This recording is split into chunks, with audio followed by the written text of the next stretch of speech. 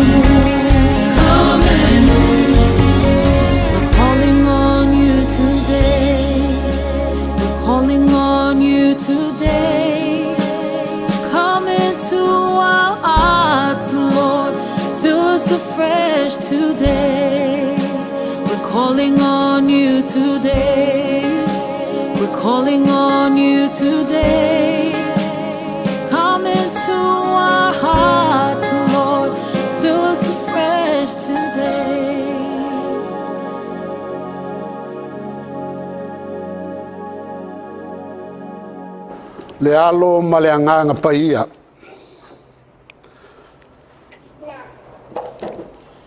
O le matua wa au filfilia e le nei tae ao e whapea. E maua mai le Teuteronome o lona mta upu e lua sefulu ma le ono.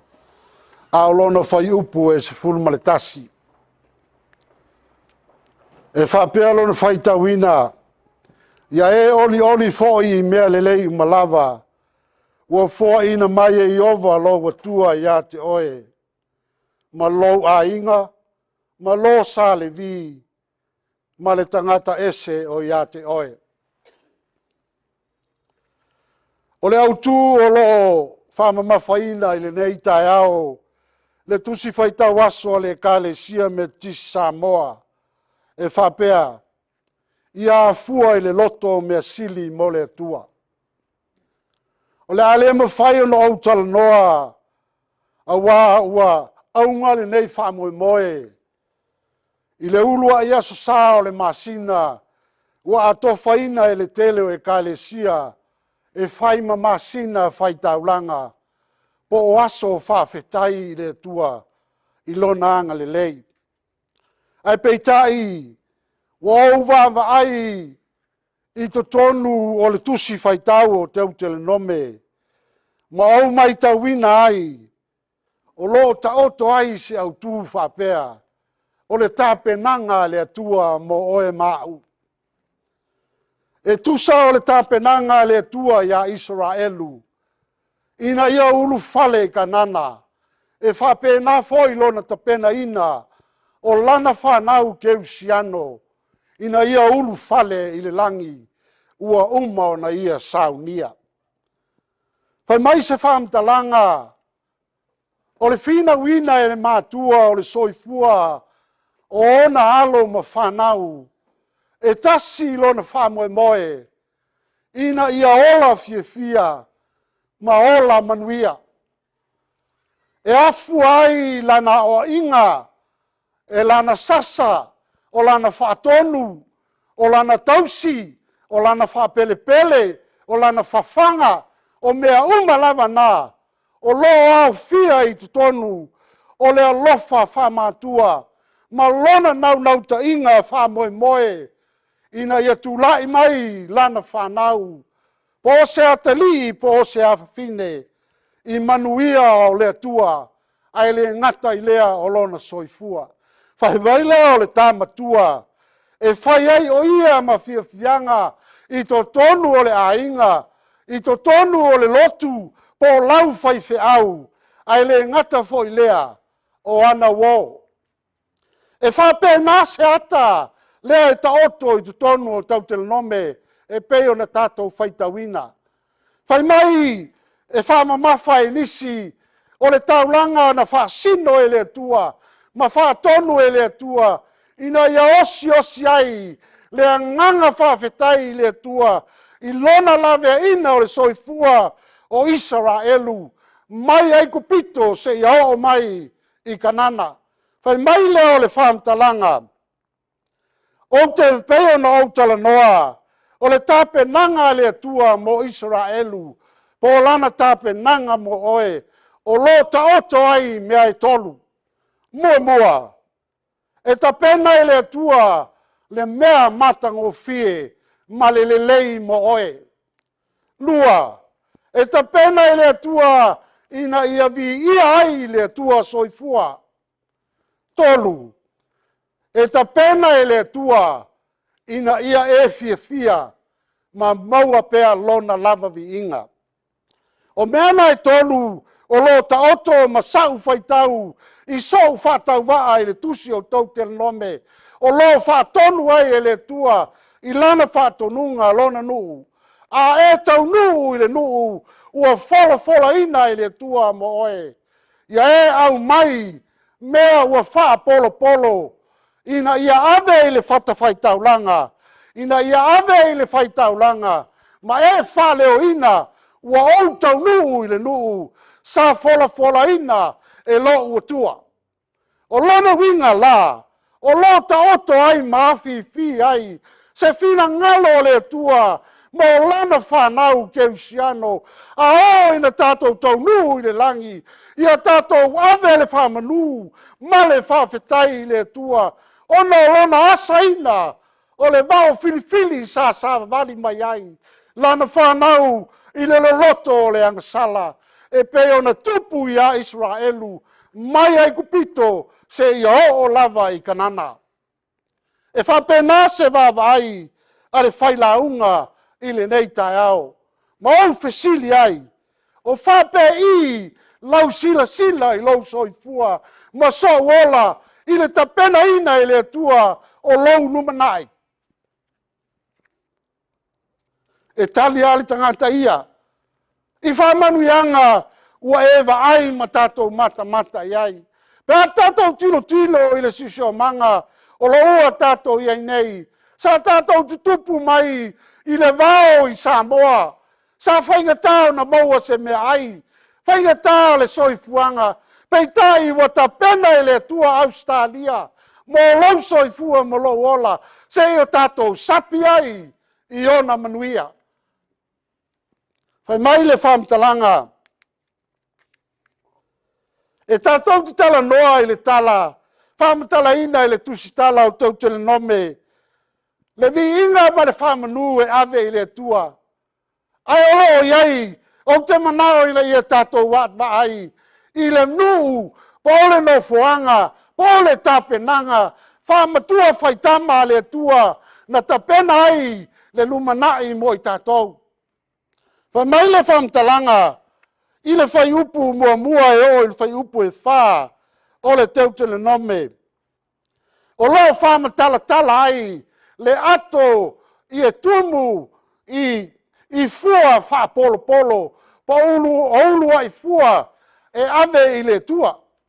Ai sila I le whenga inga fau, I le whamatala ina e Ioane, I le whalinga na ia wa aia le motua pātamo. Whai mai o le ipu auro, o lo iai me manongi, e mu o le taulanga o talo sanga ale au pa ia. O lo ta oto ai, le vi inga, ma le whamanu, ma le whanetanga, ma le malosi, e o lava I le whamavau. Whai mai o lo iai le mana, o le poto, o le malosi, o mea uma lava, e mo le atua, e le mo tātou. O lona winga la, o le whiau, I wha polo le atua, o lona vi inga, ia fo I atu ia te ia, a ia aua lava, le tangata whatawa. E ae whai tau I le whai upu mua nā, e o I le whai upu e wha. Ae sila I le whai upu e lima, e o I le amatanga o le whai upu e sifulu, I le Teuteronome, o lo whamatala tala ai, e le tusi tala whai mai, a e umona e ave le ato wha polo I le whai taulanga, o na e tau le iai o oe. Lai whamatala mai e le tusi whai mai, o au o lo tamā, o le suria. O lo whamatala e le auauna, o ia e po ngai mai a Iakopo. O le tupuanga o Israelu. O le nuu na filifilia e le tua. O le whanau ua valaawina e le tua e whaimona. Ai o lo ta oto ai nā e le tusi o whaninga. O lo na mata upu e ono. O lau tau tinonga le nā I le tua. O lo na winga e te whailo e le tua o ai oe. Whai mai Teuteronome o re atari o Iakopo. Sa e tai mai au I ai kupito, po I mātou mai ai kupito, le neu mātou sapi le nuu e tawhei le suasusu ma le meri. Le nuu mātango fie. Ai whai mai le tautinonga a le whaalinga, I le whaalinga na wa aia Ioane. Whai mai le fesilia se tasi o to ina, Ioane, hoi la toula. Hoi la toula o lo ofu, I ofu sisina. Ao whea fōi e o mai ai. Hoi mai le tali a Ioane, ua e si le fia. O na whapele o le tala le to ina. O I la toula, na ui mai le puapua ngā.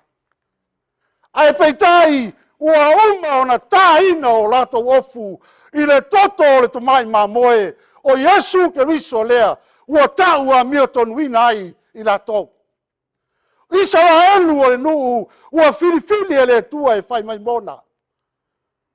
E ala I lana filifilinga ia Abrahamo, Iakopo, ma Isako. Ai ona po nei tātou le au keusiano, e filio e le tua, e whai mana whanau, pe a whai e tāhina o ofu, I le toto pa ia o le tamai mamoe. O le ala le nā, tātou te uru whale ai I kanana. Tātou te uru whale ai I le langi. O le whamtalanga la le Teuteronome. O lo whamtalatala ai le kanana whale lalo langi nei. Ai o lo whale liwina ma e vava ai le whamtalanga a le atua e peo na mori mau I ane. O le langi wa ia tāpena ina mo I tātou. E lema whai o na e sao I le langi. Pe a le tā ina o tātou wola I le toto o Yesu. Pai mai leo le whai upu e. Le sivaenga o le whai upu e se fulu e o le whai upu e se fulu ma le tasi le Teuteronome. O le lau te whai ngoa ina. O le vivi ma oli le atua. Pea peo no ta ua le tātou matua. I le whai unga o le whai upu e se fulu o lo whapea. Pai mai le tusi. O na etu ina atu ai lea I luma o Iova lo atua. E te ifo atu fo I luma o Iova lo atua. Ia e oli fo I mea lelei. Ua whaia le atua ia te oe. O le iunga le nā o lo tāso I fuanga. Au auna I le atua. Whai mai tā te oe. Ave le taulanga I le atua. E tu I le whata whai taulanga. O na tātou wifo le I le atua. O le whainonga o le tātou tāpuai. I le loto maulalo I le atua. Ma tātou whape atu. Whawhetai le atua. I laua mi o tonu. Ua uwhitia ai o mātou wola. Anga sala. Le nei o mātou sapi. I le nuu e tawhai le suasusu. Ma le meli. O le langi. E le aisona a whaina. E le aisona ila. Whai mai o le nuu mana malama. Ma le manuia. Pe au no whaia le tele o taimi. So se tala o le whenga inga tuai. E iailo na whaamtala ina I le whenga inga fau. Le alaua tātou o I le valo anga na tusia mai le Teuteronome. Whai mai o le tusia 5 mose. A o lai whatau nuu I le motu o patamo. Whai mai leo le tala. O lo wifo I le atua. Ma le oli wa watu e le atua. O le viinga le nā te ave ia te ia. Pe a tātou tini le langi. Mai le tala o tusi o whalinga. E le aia seisi mea tātou te o. Mai tātou I le langi. Ua nā o le viinga. O le tamai mā moe. Ma le tie e le nofo alii. O le atua le tamā. Tā lofa I le fariseo. Pe o le tātou whaitau ia luka. Tā lofa le fariseo. Ua ia misi ina le toto. E tā ina ai o na ofu. Aisea. O na whai mai an talo. Whawhetai le atua. Ua ou le pei o le latangata. Whawhetai ua ou le ngaoi. Whawhetai ua ou le ami o le anga. Whawhetai le atua ua ou ami o tonu. O le fisidi. E eisi ami o tonu o le tangata.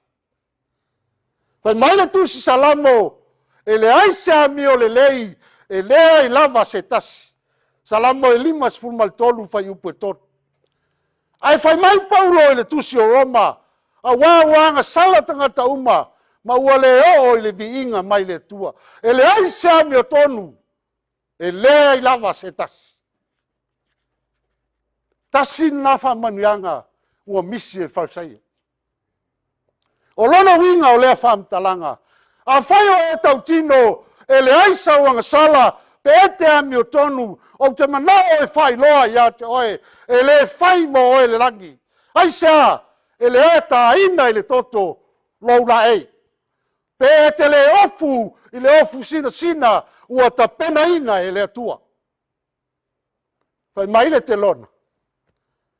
O tala ese le tā ua. Ua lema whai o na vaai o na mata I lunga.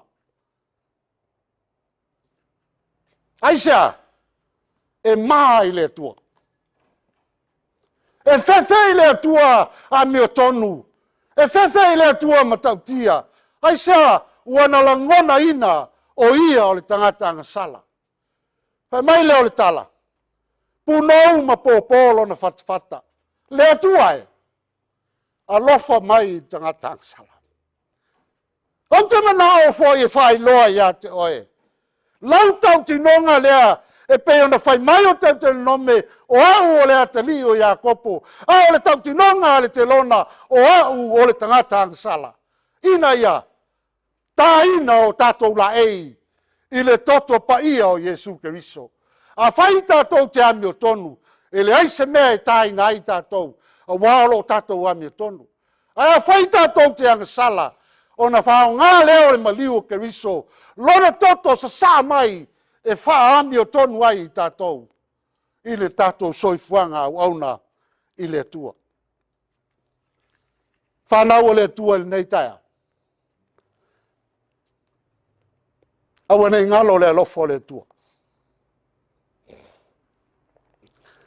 O se whamanatu ia te i tātou i aso uma o le tātou wola. E pe ona o whai atu le amatanga o le masina e taua e tangata o le Thanksgiving season. E tātou te mawhauwhau ai le alofa o le tua sa ia tai fo lau mai i tātou. Wa fia whainga tātou te mauai. Wa fia whawhita auli i tātou te whea ngai ao lea lava tātou te ola. Mai leo le tala, e afua i lo loto maularo. Le tua e, a lofa mai i tangata angsala. O na apa mai leo o na ao, e whaola ia te oe, ma whaola ia te a. Le afuanga na lona maliu di sa tauro. Le ia whamalingi ina lona toto, e tā ai o tā angsala, ma o tā leanga, i le sila whanga alon ta mai lang. Pai mai o lot, sa whai ma nofo le nofo ali i, whaatali mai oe. Oe asau tape nanga mo le lang. Oe tapena ea mo le lang. Ua uma ona tapena e le tua mo i tātou. A whai e te le i tapena, o te manao e tau ia te oe, ta lia Jesu Keriso e whai mali, ma oru whaola, ma tupu i lo soifua, pau leo le ala. E tātou te sauwhanga ai, ma maua ai lo pou le mauta, ua ta pena ina e le tua mo oe mau. Suafo Jesu. Amen.